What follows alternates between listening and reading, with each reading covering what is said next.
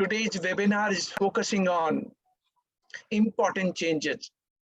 We are going to diagnose all these important changes, whatever proposed in Finance Bill 2022 pertaining to GST and custom related changes. Before I start my theme presentation, even in today's theme presentation, I'm not going to discuss everything. I've just picked up one topic and I'm going to discuss that topic in my theme presentation. So that would be theme cum technical presentation. But before I start, in welcome note, I can only say one thing. The GST collection is now growing. You have seen the kind of collection which government is collecting from last 6 months. On an average collection is now 1.3 lakh crore rupees. Honorable Finance Minister has said it is possible because of two reasons, compliances and enforcement. I do not know on account of compliances where we are, where each of business is there. But yes, enforcement is really helping government to increase this GST collection. Now, what are the reasons? Whether these enforcement are in right direction, when provisions are being made as a deterrent against tax evader, whether that provision can be applied as such against the genuine and honest taxpayer. I'm sure we are going to discuss all those pointers, that lot of deterrent provision which is meant against the tax evader. But in reality, it is going to be used against genuine and honest taxpayer. So what is about each of business we all are looking for? I know that Pan India joining, you have your own experience dealing with the GST department. And this GST department, you know much better than me that what kind of level of knowledge and the kind of experience they are having to implement the GST law. So whenever provision comes, they start reading as comfortable to them. They never try to understand that these provisions are meant for purpose so and so. So we are going to discuss all those pointers one by one. So 1,30,000 crore rupees on an average per month collection. But when I talk about the age of business, I'm sure today you can use the chat box, because in my theme presentation, I'm going to present technical topic as well. When GST got introduced, I am aware of two parameters was discussed at length. They have said they are going to simplify. They are going to make a good and simple tax. You can write down in a chat box. Do you all agree that the GST is a really good and simple tax? First point, so you can write down yes and no. So all my co-speakers, friends get an idea. Along with your participants, this chat box is open to all of you. So you can always write down yes or no. I'm sure your vibration would be negative. You would be saying, no, it is not good and simple tax. Why it is not good and simple tax? Somebody can say it is good, but simplicity is missing. That's what I'm finding in a chat box. So a lot of things, your yes and no coming. And second thing, when GST got introduced, it was envisaged it is going to provide seamless flow of credit.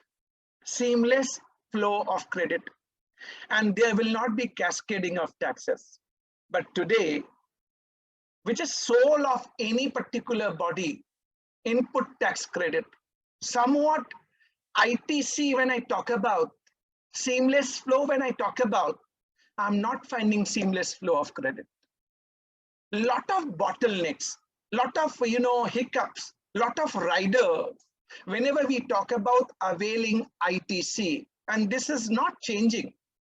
So what is making GST law complicated? Because the day by day they are making changes in the GST law, it's again getting it complicated. It is not really giving fruits of simplicity, which we all are looking for. And these changes are so frequent that, when we talk about today, GST return sequential filing, which my colleague Pavan Arora ji going to deliberate today, that even what they thought of, they could not implement. And over a period of time, they're changing their own perception. They are saying two-way communication gone. It is only one-way traffic. Credit is dependent on supplier. Lot many things we are going to discuss today. So having said that, GST law, which was envisaged as a good and simple tax, reality, satisfaction is not there. Seamless flow of credit, it is not coming out. So my topic and theme presentation today is seamless flow of credit is a myth in GST. I'm going to deliberate on 30 minutes only on this point. I will not touch base other point. But the really seamless flow of credit is available in GST law. Let me start with, and I need participation from all the participants today. You can write down in a chat box whatever I'm going to post to you so that we can come on same page, that the seamless flow of credit, which we are talking about. When GST got started, they have said, as per object clause of 101 Constitution Amendment Act 2016, there would be seamless flow of credit. I do agree that specifically 2 items, alcoholic liquor and 5 specified petroleum products, were kept out of GST. I do understand that petroleum being out of GST, so pre-GST taxes are being levied, of which no credit available, though petroleum products are going to be used by manufacturing sector and service sector. To that extent, cascading is continuing. But what is the reason bringing negative list in GST law? Block credit. They have brought section 17, subsection 5 of CGST Act, talking about blocking of the credit, even though it is in the course or furtherance of business. But if you look at the definition of input service and capital goods, it is so widely defined, used or intended to be used in the course of furtherance of business. But this wide definition with so many rider, credit is not seamless. Today we all are struggling with. And let me tell you, when I conclude today's technical deliberation, I have posted one question on my Twitter. I asked my audience to vote. And the question was, which I will give you the answer, what I got voting from all the audience. Today, availing credit, taking credit, seamless flow of credit is so challenging. It looks like government is not willing to provide, to get us availment easily. So seamless, which we talked about, is somewhat missing in GST law. Then I posted a query on my Twitter account and I asked, when they're not willing to give me seamless flow of credit, why can't they reduce GST rate? Let it be no credit, but GST rate is being reduced.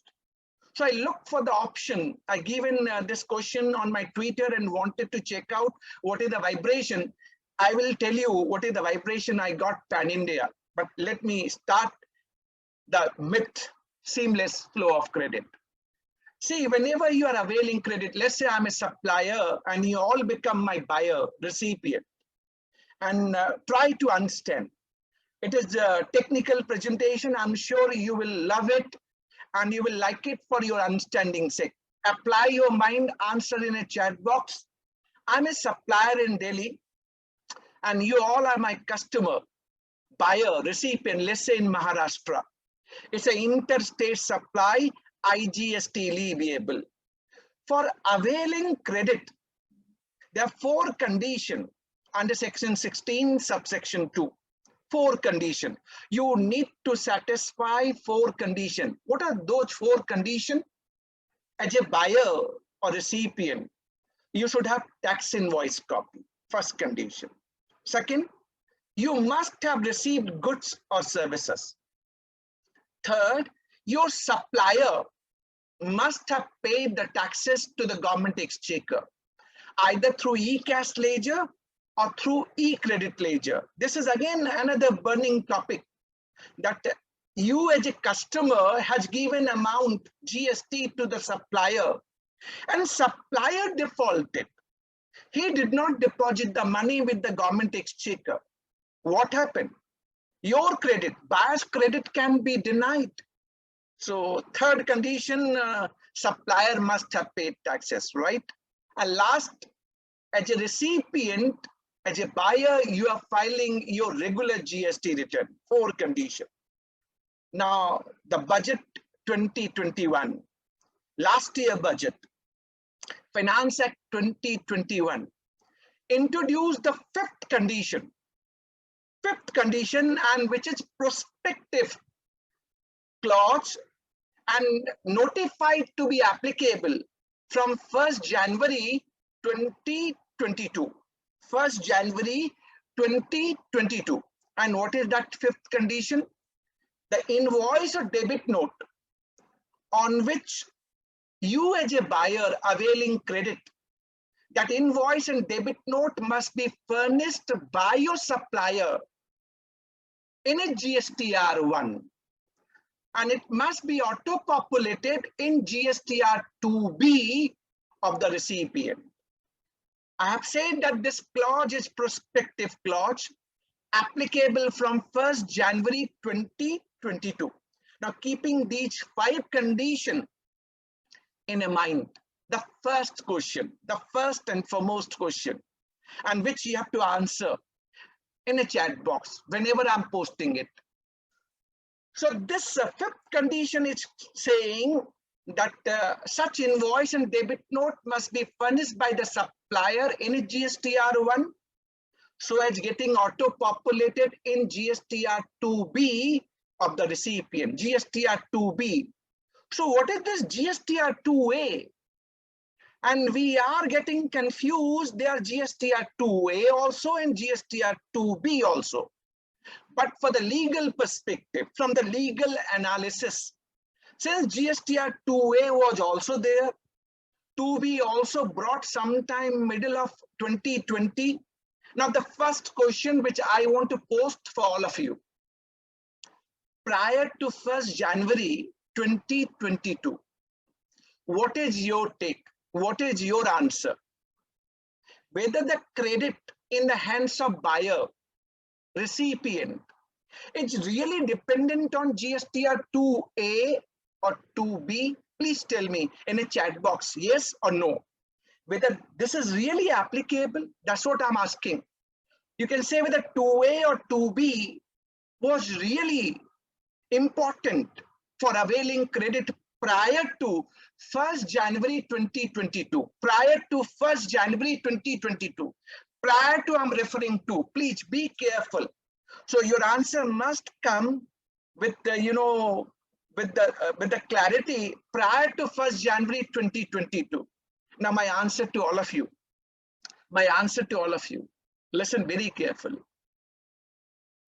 This fifth condition, and listen very carefully, that's the reason I'm telling you, this fifth condition got introduced by a prospective clause,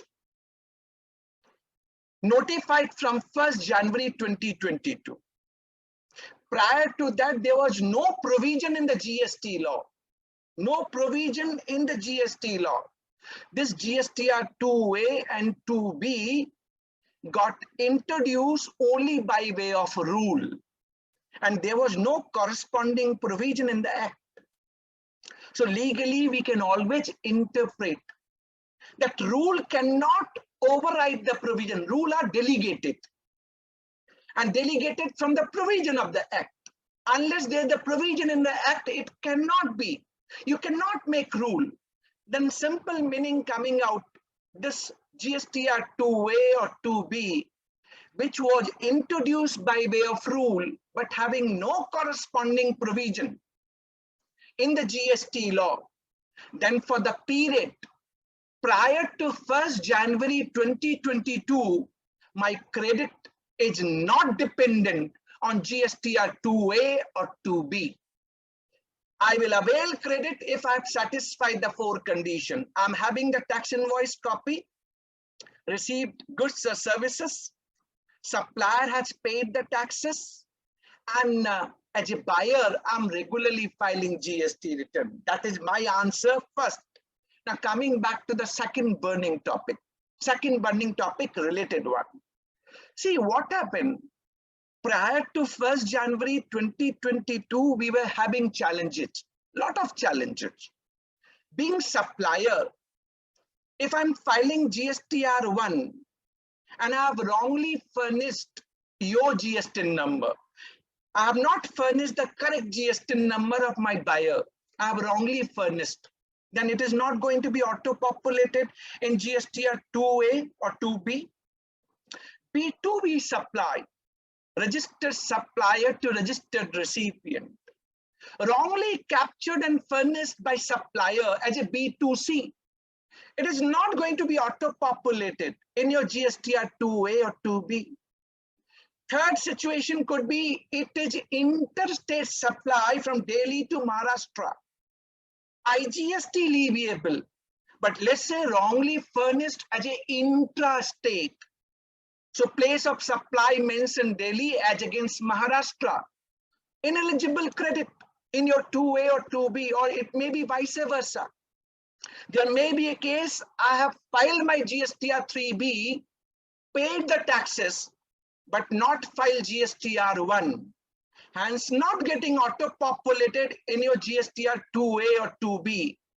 Or maybe I filed GSTR 1 getting auto-populated in your 2A or 2B, but I have not paid the taxes, did not file GSTR 3B. What happened? Credit is not available. Now, please, second question to all of you. If supplier has made the mistake, he did not furnish the correct GST number, B2B supply captured as a B2C, or it is wrongly disclosed as intrastate as against interstate, or vice versa, where is your fault? Where the fault of buyer? There's no fault of buyer. Second question, whether your credit can be denied. You have satisfied all 4 conditions. There's no fault on your part. That's the reason I'm saying prior to 1st January 2022, I'm repeating again, please make a note. Prior to 1st January 2022, buyer's credit, recipient credit cannot be denied, because it is not coming in GSTR 2A or 2B. You have to only satisfy 4 conditions, that's all. So this is the second part which I'm concluding. So maybe in a chat box, lightly you can say, yes, you got it. You understood this point clearly for your understanding's sake. Coming to the third important point. Now, post 1st January 2022. Post 1st January 2022. This question will again be coming and would be asked, sir, what happened? Okay, prior to 1st January 2022, I have explained that credit is not dependent on GSTR 2A or 2B, but what happened post 1st January 2022? I'm asking all of you. Post 1st January 2022, where the credit is really dependent on GSTR 2B for the buyer. Say yes and no in a chat box. Say yes and no in a chat box. Post 1st January 2022. Answer is yes. Yes. Credit is really dependent on GSTR 2B. Credit is definitely dependent on GSTR 2B. Then let's resolve some of the queries, which is very much important for us to digest. So first point, and start answering by yourself so that you get a clarity. Now, I got the answer in a chat box. You all agreed that now credit going to be dependent on GSTR 2B, which is the 5th condition effective from 1st January 2022. My first question, please answer. Let's say I'm a supplier raising invoice on 27th of February. Furnishing the invoice in my February month GSTR1. It is also getting auto-populated for you in GSTR 2B for the month of February. But you are receiving these goods on 5th of March. Delhi to Mumbai. You're receiving goods on 5th of March. So for the month of February, supplier has furnished the invoice in a GSTR1, also getting auto-populated for the buyer in a GSTR2B for the month of February, but you're receiving goods on 5th of March. My simple question to all of you, can you avail credit for the month of February? It is getting auto-populated in GSTR2B. Can you avail? Say yes and no. Yes and no. Please tell me so that you get a clarity and I can also provide certain clarity to you. You will not get credit in the month of February. Credit is available only in the month of March. You have to satisfy all five conditions, So those who are giving the answer as no, they are right. You have to satisfy all five conditions. First, having tax invoice, 27 February. Receive goods and services. Second condition, you have not received in the month of February. You received in the month of March. That's the reason. Credit now going to be available in the month of March. Even though supplier has paid the taxes for February, you are also filing regular return. It is getting auto-populated in GSTR2B, but still credit get postponed till the time goods are being received. So first, clarity, even though credit auto-populated in 2B, but still you can't avail credit unless you satisfy all five conditions. Second situation. Some credit I've seen not getting auto-populated in GSTR2B.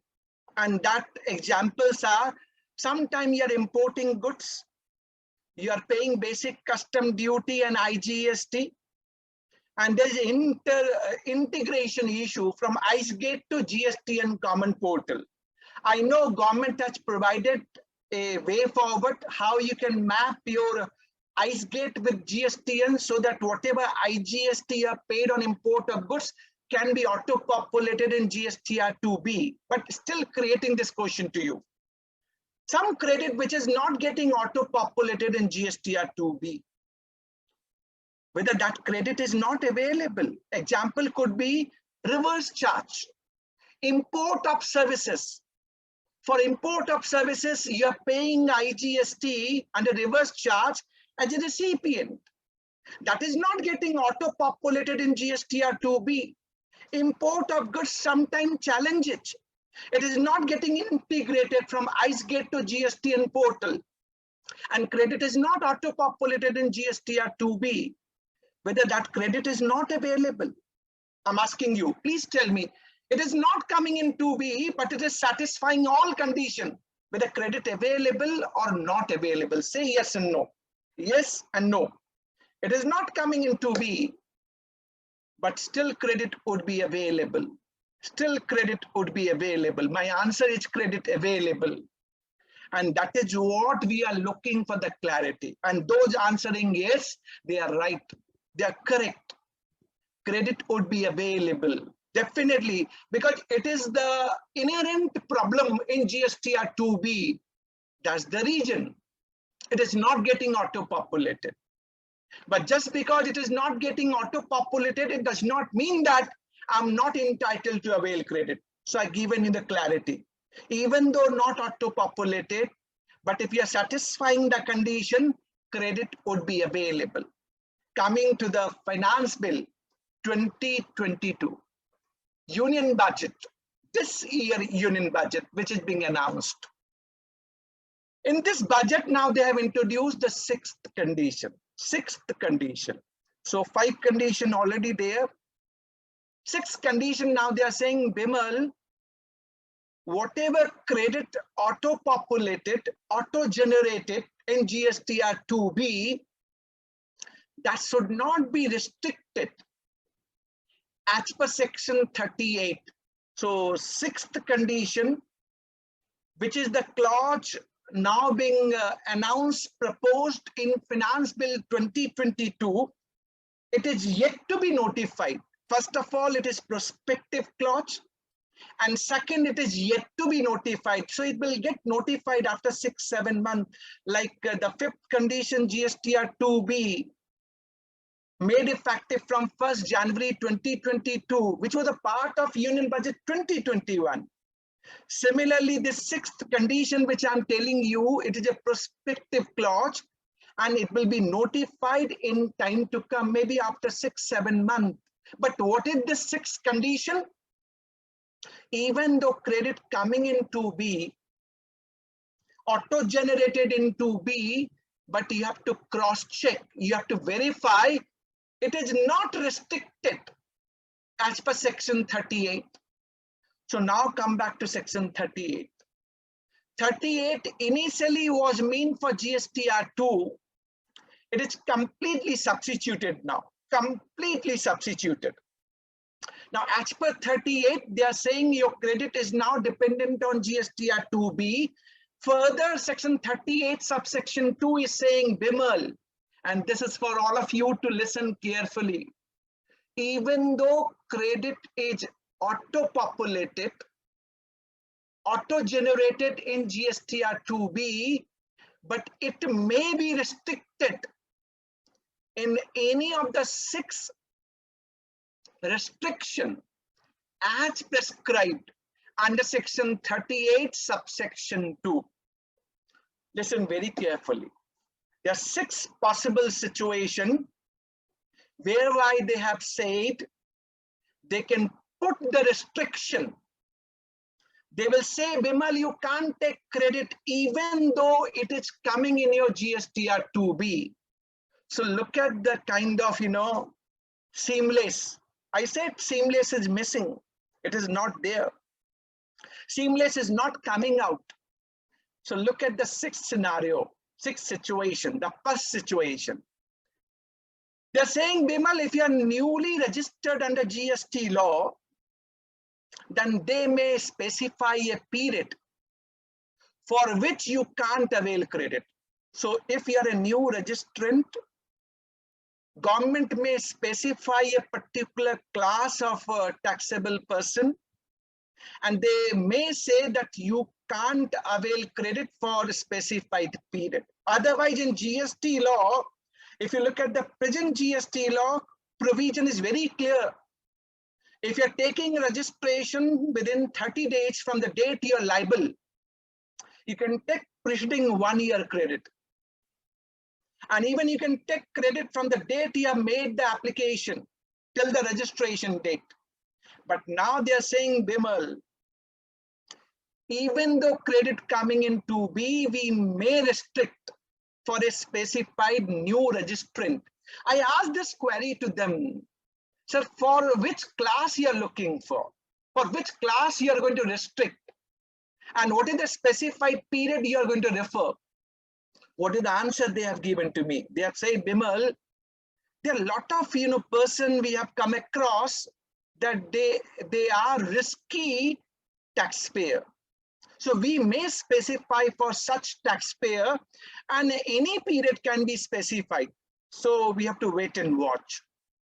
Second situation, if you happen to be defaulter in payment of tax, and your default continues for specified period, then that is the second situation.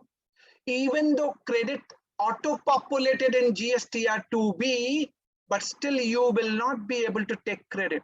So government may specify this provision that you are defaulter and your default continues for a specified period, even though credit coming in 2B, but you can't take. Third situation, you are showing your outward liability on your outward supply in your GSTR 1, let's say 1 lakh rupees, and which is exceeding your output tax on the basis of outward supply in GSTR 3B, which is 50,000 rupees. So there is a mismatch. You have shown 1 lakh rupees liability in GSTR 1, whereas you are showing 50,000 in GSTR 3B, mismatch. and it crosses specified limit, then that may be a third condition. And this limit they have not specified as yet, but they will specify in future. So that may be third condition. Your credit would be restricted even though it is coming in your GSTR 2B. Fourth condition, you're availing credit in GSTR 3B, let's say 1 lakh, and that is exceeding the credit auto-populated in GSTR 2B, let's say 50,000 rupees. So credit in 3B is 1 lakh, exceeding 50,000 rupees coming in GSTR 2B. So that is crossing specified limit, and that limit they will specify. If you are into this particular restriction, then credit would be restricted even though it is coming in your GSTR 2B. But see the kind of, law, GST law versus GST and common portal. This is the clause announced by Honorable Finance Minister in Finance Bill 2022, which is yet to be effective. But GST and portal has already created a particular, checking. If it is crossing 10%, they are giving alert. They are creating rate flag. So your output tax as per GSTR 1 lakh, 3B you are showing 50,000, or credit you are availing 1 lakh in 3B, but 2B showing 50,000 and it is crossing more than 10%. GST and common portal as of now is creating a red flag. But this 10% is not notified anywhere. So GST and common portal is going ahead before this provision is made effective. But that is how this is, we are not finding ease of business. Fifth condition. And this condition is very, very important. Must listen very carefully. Let's say you're a taxpayer and you're having your e-credit ledger, let's say 1 lakh rupees. Can I as a government restrict you that you can't use your e-credit ledger fully? I'm asking this question to all of you. Please reply in a chat box, yes and no. You got your e-credit ledger for 1 lakh rupees. As a government, can I restrict you that you will not be able to use your 1 lakh e-credit ledger? Tell me yes and no in a chat box.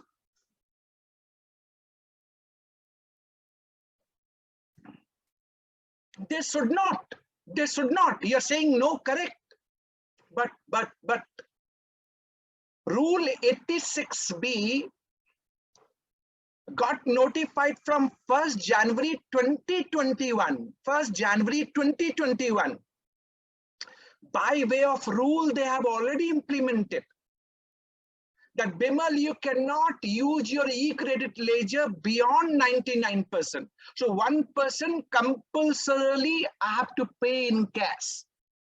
I will not be able to use my 100% e-credit ledger. This rule 86B already got notified from 1st January 2021, and there was no provision in the Act. Writ is being filed in the High Court. Matter is now pending before the High Court. What government is now doing, bringing this fifth condition in the Act and now supporting this rule, which already got notified from the backdated 1st January 2021. But now they have made the provision under Section 38.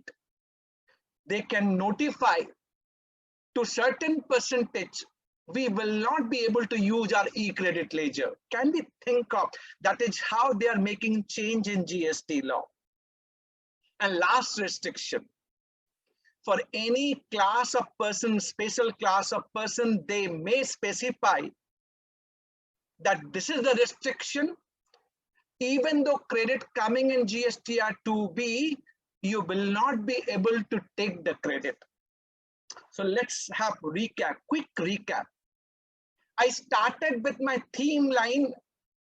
Is there seamless flow of credit? That is what I asked, right? we all are finding seamless flow of credit is missing in GST law. It is not there. Lot of challenges. That's what we have discussed, right?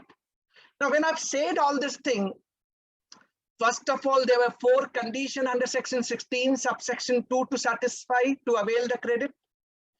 5th condition, it must be auto-populated in GSTR 2B from 1st January 2022. 6th condition, now finance bill proposed under clause BA under section 16, subsection 2, which is prospective clause, yet to be notified. And now they have said, even though it is coming in GSTR 2B, but there may be 6 specified restrictions. If you're falling in any of the restriction, then your credit, even though auto-populated in GSTR 2B, you will not be able to take the credit, even though it is coming in GSTR 2B. What are those restrictions? First, new registrants, specified period. If you're defaulter and default continues for specified period. Output tax in GSTR 1 exceeds with output tax GSTR 3B and exceeding the specified limit. Credit availed in 3B exceeds credit coming in 2B and exceeds the specified limit. There would be restriction on utilization of e-credit ledger to the specified percentage. And for the specified person, they may say credit is restricted. Having said that, having understood all this thing, seamless is really coming to my mind. Believe me, seamless is somewhat gone for a toss. It is not coming out. And then apart from this discussion, you got section 17, subsection 5. Just take one example. You're getting your office constructed. You get mall constructed, hotel constructed, mall and hotel constructed, and then you're using mall and hotel for providing taxable outward supplies, right? On your outward, you're going to charge GST. Question is, and which I'm asking you, can you avail GST input tax credit on construction of mall, hotel, factory, or office, which you are going to use for the provision of taxable outward supply, whether credit is available? Credit is not available. Credit is not available. Though there is Odisha High Court judgment, Safari retreats, but still matter is sub judice before Honorable Supreme Court. Section 17, subsection 5 is creating negative list. Then we got Rule 42 and Rule 43, pro rata reversal of credit on exempted supplies. Then we got Rule 86A, blocking of e-credit ledger. Rule 86B, percentage can be restricted for utilization. Rule 36 sub Rule 4, which is now gone, but that was also there. Having said all this thing, problem, seamless is missing somewhat. I will touch base, but just 2 more points, and then I will conclude my technical part and theme presentation. Apart from seamless flow of credit, what are the challenges today? You are an honest buyer, let's assume, and I'm picking up these 2 pointers very quickly. You are a buyer and I'm your supplier. Now we are finding a lot of search and seizure, lot of raid are happening, department coming to your premises, buyer premises, and they are alleging you can't avail credit. You have wrongly availed credit because your supplier has passed on ineligible credit. That is what the allegation department is making. Whereas you are having tax invoice, you got eBay bill, you have made the payment through bank, you got your lorry receipt, you got weight done, everything is available with you. But still they are saying as a customer, as a buyer, as a recipient, you can't avail because you got a credit from your supplier and supplier was not having eligible credit. You as a buyer, how you would be knowing that your supplier may have availed some credit from its preceding supplier, that may be L1, L2, and their credit is being disputed. Is there any window available for buyer to see beyond Bimal Jain? You can only see Bimal Jain as a supplier, but beyond Bimal Jain, you do not know anything. So how come preceding suppliers passing on credit to Bimal Jain and that is disputed? And on that account, this credit is being disputed in your hand. How you are accountable? Second problem which I'm finding in a trade, that your supplier is non-existent. Your supplier is non-traceable. Your supplier GST got cancelled. Your supplier has moved cancellation. Hence, you would be denied the credit. I do not know, when transaction was done, we both were having the active number. And your supplier was filing GSTR 1 and 3B on timely basis.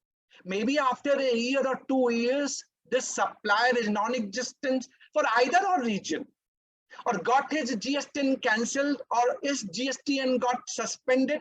How you as a customer is responsible unless connivance is being proven, unless hand in gloves is being proven. Department is coming to the recipient end and disputing the credit, just saying because your supplier is non-existent. He got his registration cancelled and they're denying the credit. To my mind, these arguments are really not holding good. Odisha High Court judgment, Bright Star Plastic Industries. Calcutta High Court judgment, LGW Industries. It is being stated unless department prove the connivance, they cannot deny the credit.